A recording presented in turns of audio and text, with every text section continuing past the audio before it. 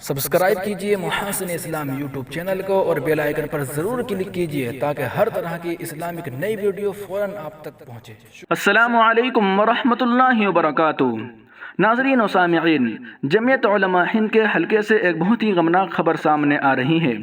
پچھلے دنوں حضرت مولانا متین الحق اسامہ قاسمی صاحب کے انتقال کے بعد جمعیت علماء صوبہ اتر پردیش کا صدارت انتخاب ہوا، جس میں حضرت مولانا عبدالرب صاحب اعظمی کو صدر جمعیت علماء اتر پردیش منتخب کیا گیا تھا۔ آج صبح حضرت کو صدمہ پہنچا ہے۔ حضرت کی اہلیہ جو گزشتہ 10 دنوں سے برین ہیمریج کی وجہ سے کوما میں تھی، آج صبح 4:45 بجے ان کا انتقال ہو گیا ہے۔